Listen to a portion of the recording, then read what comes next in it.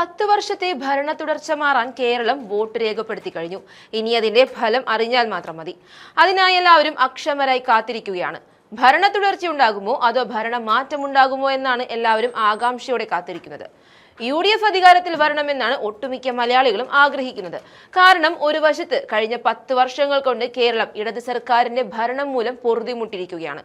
പോരാത്തതിന് മറ്റൊരു വശത്ത് കേന്ദ്രത്തിലെ BJPയുടെ ഭരണവും വർഗീയതയും കേരളത്തോടുള്ള അവഗണനയും. അതുകൊണ്ട് തന്നെ സമാധാനത്തോടെ കേരളത്തിൽ ജീവിക്കണമെങ്കിൽ UDF തന്നെ അധികാരത്തിൽ വരണമെന്ന് കേരള ജനത ആഗ്രഹിക്കുന്നതിൽ തെറ്റു പറയാൻ കഴിയില്ല. എന്നാൽ കഴിഞ്ഞ തെരഞ്ഞെടുപ്പുകളെ വെച്ച് നോക്കുമ്പോൾ ഇക്കഴിഞ്ഞ നിയമസഭാ തെരഞ്ഞെടുപ്പിൽ കുറഞ്ഞത് 5 സീറ്റെങ്കിലും നേടുമെന്നാണ് BJPയുടെ പ്രാഥമിക നിഗമനം. നേമം, കഴക്കൂട്ടം, മഞ്ചേശ്വരം, പാലക്കാട്, കാട്ടാക്കട എന്നിവിടങ്ങളാണ് BJP പ്രതീക്ഷിക്കുന്ന മണ്ഡലങ്ങൾ. പ്രതീക്ഷകൾ നിലനിൽക്കുമ്പോഴും ചില നേതാക്കൾക്ക് നേരെ BJPയുടെ കോർ കമ്മിറ്റി യോഗത്തിൽ വിമർശനങ്ങൾ ഉയർന്നിരിക്കുകയാണ്. ക്രൈസ്തവ സഭകളെ ഒന്നടങ്കം വിമർശിച്ചതിന് ഷോൺ ജോർജിനെതിരെ കോർ കമ്മിറ്റിയിൽ വിമർശനമുയർന്നു. ഒപ്പം ശോഭാ സുരേന്ദ്രനെതിരെ നടപടി വേണമെന്ന് കോർ കമ്മിറ്റിയിൽ ആവശ്യമുയർന്നിട്ടുണ്ട്.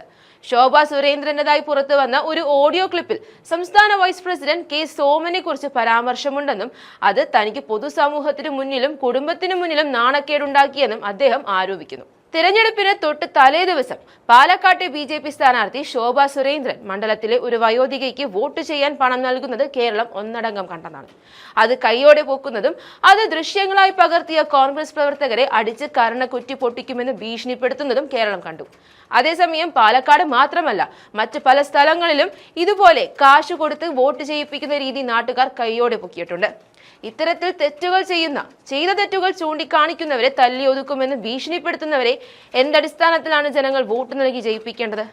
ഇതിൽ നിന്ന് തന്നെ മനസ്സിലാക്കാം BJP നേതാക്കൾ എങ്ങനെയാണ് ജനങ്ങളുടെ ഇടയിൽ പ്രവർത്തിക്കാൻ പോകുന്നതെന്ന്. അതുകൊണ്ട് വലിയ പ്രതീക്ഷയൊന്നുമില്ലാതെ മുന്നോട്ട് പോകുന്നതായിരിക്കും നല്ലത്.